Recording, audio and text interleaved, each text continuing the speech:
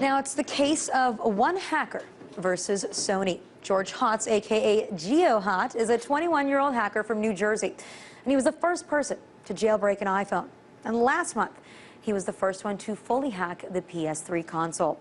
He released this code online along with a how-to video, and now finds himself embroiled in a legal battle with the mega corporation. And it seems like he's got them pretty ticked off. This week, George released a blog entry asking the media, supporters, anybody for financial help. But what exactly is his cause? And does he think that he can win? Well, joining me from our studio in New York is electronics hacker George Hotz. George, thanks so much for joining us. Now, I just mentioned that you were the first person to jailbreak the iPhone. You did it with the iPad, too. Now you have PS3. Are you trying to get famous here?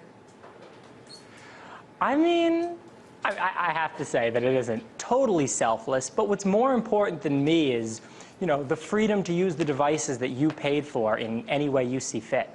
So is that what you say your cause is?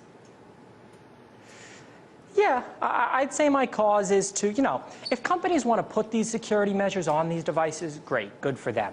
But if we want to come in and we want to remove these security measures so we can do legal things with our devices, then I think we have every right to, and I guess that's my cause. But, you know, I think that one of the problems that Sony has is that people could start using this with pirated video games if they are opened up, right? Well, they can't use my stuff with pirated video games. I made a special effort when I released my stuff to not support pirated video games. But more pressing than that is just the immensity of the press and, you know, attention Sony has brought to this issue that has never affected more than a very small segment of their customers. Well, I got to say, Sony really seems to be taking this, you know, in a very difficult way. Like, this seems very harsh on them because they're going after it. They basically just want to control the entire internet. I know that they asked the judge if they could erase this code from the internet that you put out there, but do they not get that once that information's out there, it's out there? You can't just wipe it clean? I mean, they're using fear-mongering tactics. They clearly say on their blog, you know, oh, we're banning everybody who uses any hacks, but everyone else, you can continue playing without fear. And the fact that they use the word fear, like they're just, you can't suppress information. Once it's out there, it's out there.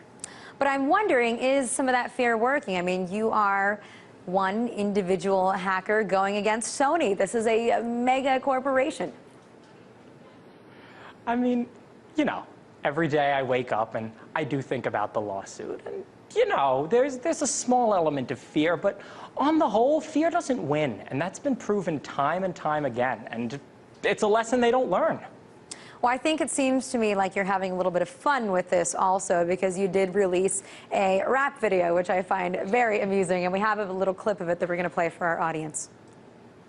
I shed a tear every time I think a lick sang. But man, they're a corporation, and I'm a personification of freedom for all. You fill dockets like that's a constant foreign to y'all. But lawyers muddy water and TRO stall. Out of business is jail for me. Just sue me civilly.